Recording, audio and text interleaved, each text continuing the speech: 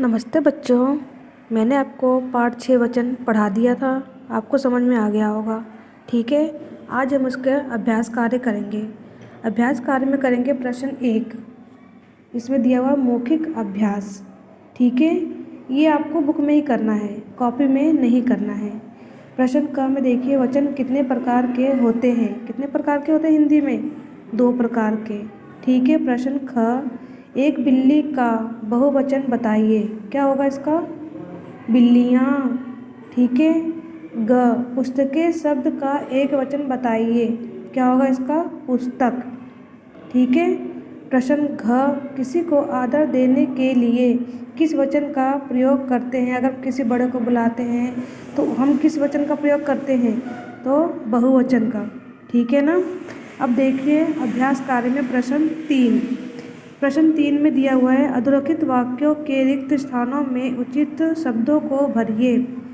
प्रश्न क में देखो, उद्यान में क्या है? यहाँ पे फूल खिले हुए हैं। बगीचे में फूल खिले हुए हैं। ठीक है। उसके बाद देखो ख, डैश जी कक्षा में पढ़ा रहे हैं। कौन पढ़ा रहे हैं? आचार्य जी कक्षा में पढ़ा रहे हैं।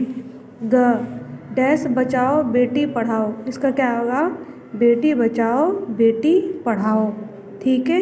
उसके बाद घ, तालाब में डैश क्या हो रही है? नहा रही है। तो यहाँ पे गलत है, यहाँ पे तैर, नहीं की जगह यहाँ पे लिखना है आपको तैर। तालाब में मछलियाँ तैर रही हैं। ठीक है।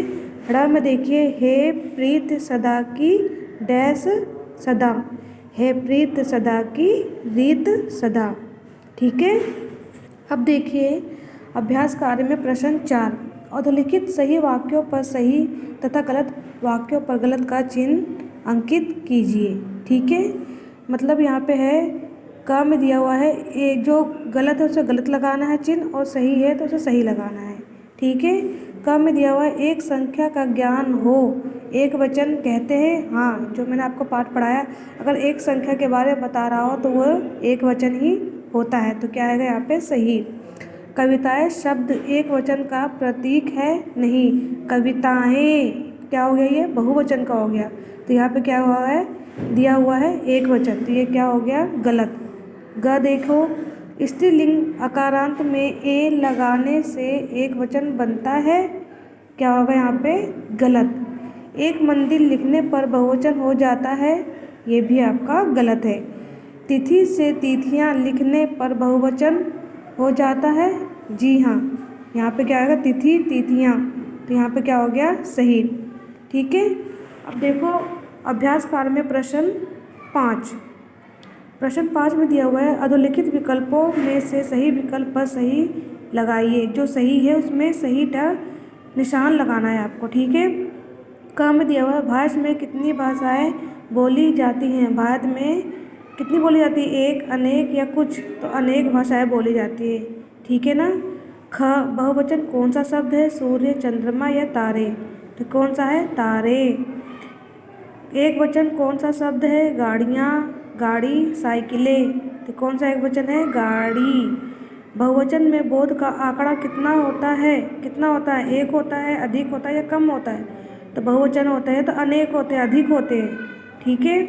ड़, एक वचन किसे कहेंगे? एक, दो या तीन को? तो एक वचन तो हम एक को ही कहेंगे। ठीक है बच्चों।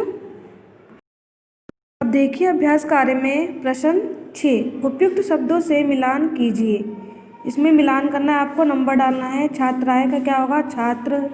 एक का क्या होगा? अनेक। आप, लोग, आचार्य, वृंद, ज्ञानी, जन। ठीक है। अब प्रश्न 7 देखिए, अधोलिखित वाक्यों के वचन बदलकर पुनः लेखन कीजिए। आपको वाक्य बदलकर यहाँ पे आपको लिखना है। ठीक है।